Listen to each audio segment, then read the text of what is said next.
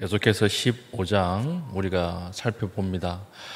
12장, 13장은 교회를 박해하는 배후가 누구인가 이것을 이야기했습니다. 그래서 용과 여인의 해산 이것을 쭉 이야기하고 두 짐승 666 이것은 누가 교회를 박해하는가 배후에 대해서 설명을 하다가 오늘 15장, 16장 보면 이제 7 대접 심판이 시작이 돼요.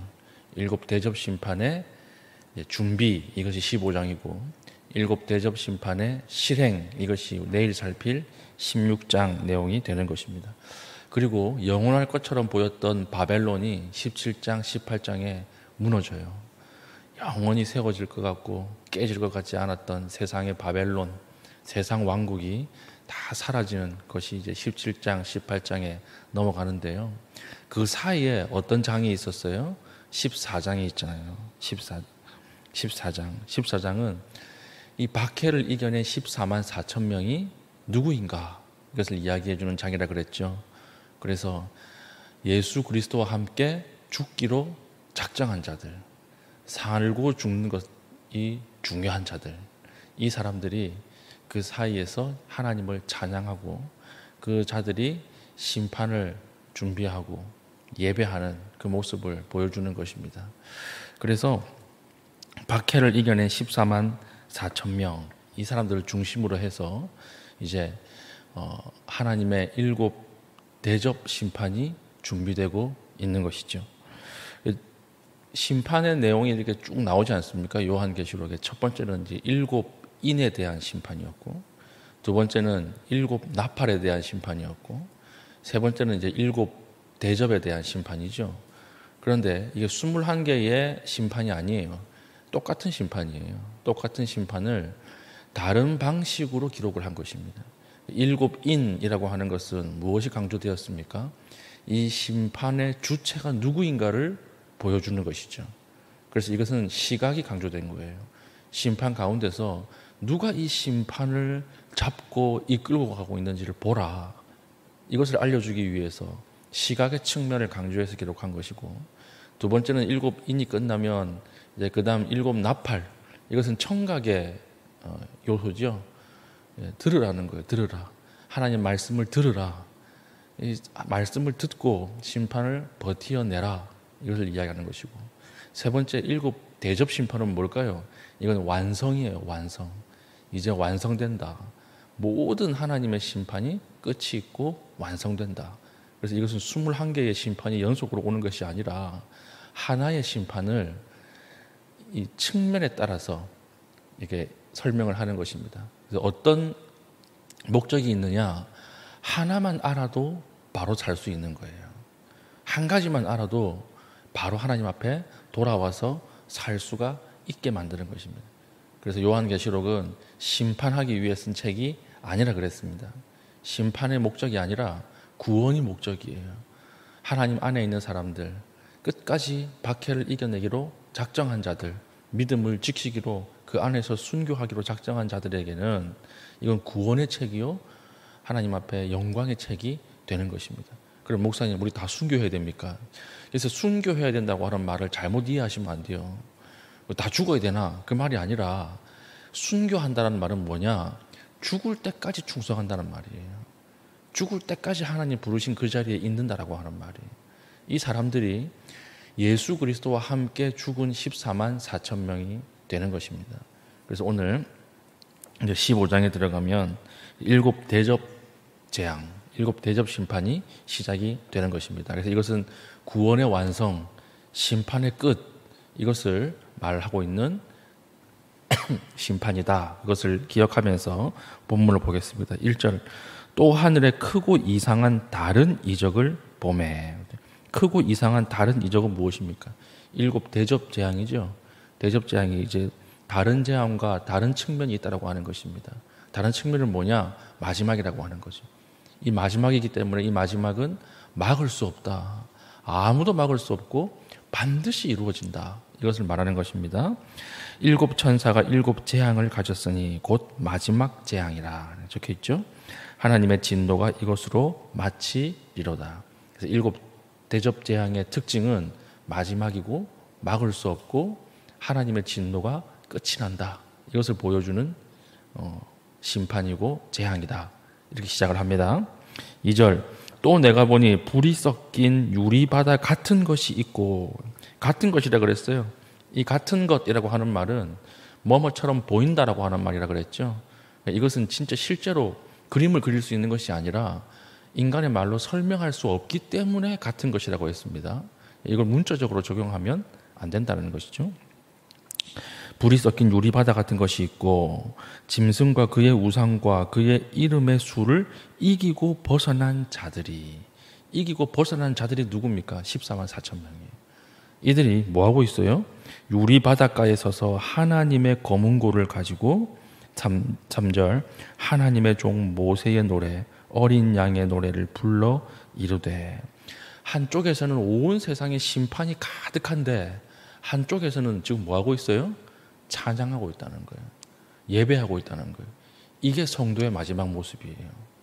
그러니까 우리가 믿지 않는 자들은 와, 심판이 오는구나 무섭지만, 믿는 자들은 무서워할 필요가 있어요, 없어요? 없어요. 온 세상이 하나님의 심판 가운데 들어가도 하나님께서 택하신 14만 4천 명은 지금 어디에 있어요? 유리 바닷가에 서서 하나님을 찬송하는 것. 마지막 7번째 대접의 심판에는요, 심판과 구원이 동시에 일어나는 거예요. 동시에 일어난다. 그래서 중요한 단어가 뭐냐면 유리 바닷가예요. 유리 바닷가. 유리 바닷가가 뭐냐? 이걸 이상하게 해석하는 사람들 많은데, 유리 바닷가, 어떤 이단에서는 교주의 마음이다 이렇게 해가지고, 교주의 마음이 우리의 마음을 다 이렇게 비추는 유리 바다이기 때문에 그 앞에서 거짓말하면 안 된다, 뭐 이런 이야기를 하고요. 하여튼 이상하게 해석을 하는데, 유리 바닷가가 뭐냐? 뒤에 찬송하는 것을 보면 알 수 있어요. 유리 바닷가에 서서 이랬으니까 무엇을 찬송합니까? 하나님의 종 모세의 노래를 부르고 어린 양의 노래를 부른다. 그럼 이 유리 바닷가가 어디 앞일까요? 구약의 홍해죠. 홍해를 이야기하는 거예요. 홍해와 같은 곳에서 서서, 홍해에서 모세의 노래를 왜 불렀습니까? 하나님의 구원이 진짜였구나. 어린 양의 피로 우리를 구원해내는 것이 진짜 사실이었구나. 이 노래를 불렀던 것처럼 이제는 모세의 노래가 뭘로 바뀌어요? 어린 양의 노래. 그 어린 양이, 출애굽 때의 어린 양이 예수 그리스도였구나. 예수 그리스도로 우리가 죽음의 바다를 건너왔구나. 이걸 찬송한다라고 하는 거예요. 우리의 찬송은 딱 한 가지입니다. 예수 그리스도예요. 마지막 날에 유리 바닷가에 서서 과거의 출애굽 시대에 하나님께서 구원해 내신 것을 보고 기뻐하며 찬송했던 것처럼, 이제는 그 출애굽의 의미가 완전히 깨달아지고 완전히 아는 거죠. 그러니까 보니까 하나님이 구원을 어떻게 해서 이루셨는가, 이걸 깨닫고 이제는 유리 바닷가 앞에 서서 그 모세의 노래를 다시 부르는 거예요. 다시 부르고 하나님을 찬송한다. 밖에는 엄청난 하나님의 심판이 진행되고 있는데, 그러나 그 속에서는 너무나 영광스러운 하나님의 백성들의 찬송이 이어진다. 이 이미지가 오늘 15장의 이미지가 되는 것입니다. 그래서요, 3장 하반절, 주 하나님 곧 전능하신 이시여 하시는 일이 크고 놀라우시도다. 만군의 왕이시여 주의 길이 의롭고 참되시도다. 이게 잘 외워주세요. 이게 우리가 마지막에 불러야 될 찬양 가사예요. 찬양의 하나님의 가사. 주는 영화로우시고, 과거에 모세의 노래가 어땠습니까? 말과 적군의 힘줄을 끊으셔서 우리를 구원해 내셨도다. 출애굽기에 나오죠. 똑같이 부를 거예요. 우리가 하나님의 영광 가운데에 하나님 주의 길이 의로웠습니다. 하나님이 맞았습니다. 하나님 구원하시겠다 하셨는데 진짜 하셨네요. 이러고 우리 바닷가 앞에 서 있다라고 하는 것입니다. 4절, 주여 누가 주의 이름을 두려워하지 아니하며 영화롭게 하지 아니하오리이까? 오직 주만 거룩하시니이다. 주의 의로우신 일이 나타났음에 만국이 와서 주께 경배하리이다 하더라. 주의 의로우신 일이 나타났다라고 할 때요, 출애굽기 때 한번 보십시다. 출애굽기에 홍해를 건넌 하나님의 백성들이 다 찬양하는데 거기에 모든 사람들이 다 찬양했을까요? 아니에요. 어린 양의 피를 의지하고 홍해를 건넌 사람들에게는 찬양이었지만 그 홍해의 자리가 애굽 사람들에게는 어떤 자리였어요? 심판의 자리였거든요. 다시는 생각하기 싫은 자리예요. 다 몰살당하는 자리예요. 이 유리바닷가 앞이 똑같은 것입니다. 어린 양의 피를 의지해서 예수 그리스도의 피로 순교하기로 작정하고 주와 함께 죽은 자들에게는 다시 부활하는 자리가 되겠지만, 그러나 그것을 알면서도 세상과 타협했던 자들, 의롭지 못했던 자들, 알면서도 하나님의 말씀을 무시하며 살았던 자들에게는 그 자리가 어떤 자리예요? 심판의 자리, 징계의 자리고 심판이 완성되는 자리가 된다라고 하는 것입니다. 그러므로 일곱 대접 재앙은요, 심판인 동시에 구원의 완성이에요. 악인들에게는 심판의 완성, 이제 더 이상의 기회가 없어요. 심판의 완성, 우리에게는 구원의 완성이에요. 구원의 완성. 그래서 이것을 보고 누가 돌아옵니까? 만국이 와서 주께 경배하리이다. 모든 나라가 다 주님 앞에 돌아온다는 것이죠. 출애굽기도 똑같았습니다. 허다한 잡족들이 같이 나왔죠. 이것은 혈통 중심의 공동체가 아니었어요. 민족 공동체가 아니었어요. 출애굽 공동체는. 어린 양의 피를 의지하고 나오는 모든 백성은 이스라엘 백성 혈연 공동체가 아니라고 하더라도 하나님이 구원해 내신 거예요. 똑같은 일이 마지막에 일어납니다. 어떤 나라, 어떤 민족이든지 우리 사도행전을 통해서 보고 있죠. 하나님이 이방인도 구원하시기로 작정하셨다. 어떤 이방인이라도 어린 양의 피를 의지해서 유리바닷가 앞에 끝까지 순교한 자들은 하나님께서 구원해 내시는 사건, 이것이 일곱 번째 대접 심판입니다. 그래서 보면서 아이고 어떻게 해야 되나, 그럴 필요 없어요. 우리는 어떤 마음으로 살아야 됩니까? 속히 오소서, 빨리 오소서, 이것을 기대하며 살게 만드는 것이 요한계시록입니다. 요한계시록만큼 은혜가 가득한 책도 사실 없어요. 오늘 본문이 우리에게 주는 메시지가 무엇입니까? 첫 번째는 모든 심판, 모든 구원은 끝이 있다라고 하는 거예요. 마지막이 있다. 마지막을 왜 먼저 보여줍니까? 마지막을 먼저 알면요, 오늘 이 시대에 지금 어떻게 살아야 할지 알 수 있어요. 정말 그렇습니다. 지금 우리 두 아이들이, 저희 집 같은 경우에는 사춘기 시기를 지나고 있잖아요. 아침마다 싸우거든요. 붙어 있으면 싸우거든요. 막 싸워요. 온전하게 넘어가는 날이 없어요. 네가 잘했니 잘못했니 무당탕탕 일어나라. 잠이 많으니까 아침에 이제 깨워서 보내려고 하면 거의 전쟁을 치르면서 막 지내거든요. 그런데 우리는 끝을 알아요. 곧 얼마 지나지 않아서 우리 집이 조용해질 거라고 하는 것을 알아요. 왜냐하면 제가 컸던 집에 가보면 그렇거든요. 그렇게 우당탕탕 매일 아침 싸우고 찢고 볶던 그 집이요, 이젠 제가 자던 그 방에 고구마 농사 지은 것만 가득 쌓여 있고 아무도 없어요. 아무도 없어요. 고요해요. 언제 사람이 이렇게 살았을까 싶을 정도로 너무나 고요해요. 그래서 저희 아내하고 저하고 그때마다 힘들 때마다 곧 지나가겠지, 곧 끝이 오겠지, 이 소음이 그리워질 때가 오겠지, 이렇게 하니까 오늘 아침에 우리가 어떻게 해야 되는지를 드러나는 거죠. 좀 늦게 일어난다고 해서, 말을 안 듣는다고 해서 닥달하고 너는 왜 그러냐, 그렇게 할 필요 없는 거죠. 왜냐하면 곧 끝나니까, 곧 지나가니까. 이처럼 하나님이 마지막을 미리 보여준다라고 하는 것은요, 오늘 이 시간 이때에 우리가 어떤 것을 결정하고 어떤 방향으로 나아가야 할지를 결정할 수 있게 만들어주는 하나님의 은혜라고 하는 것입니다. 마지막은 반드시 있습니다. 심판은 반드시 와요. 그렇기 때문에 여러분, 하나님 말씀을 지키고 사는 자들은 조금만 더 힘을 내시면 돼요. 조금만 더 버티시면 돼요. 그러나 하나님을 떠나 있는 자들은 빨리 돌아오십시오. 빨리 돌아오십시오. 이것이 하나님 부르고 있는 하나님의 소리다라고 하는 것이죠. 그래서 우리의 심판도 완성되고요, 우리의 믿음도 완성이 돼요.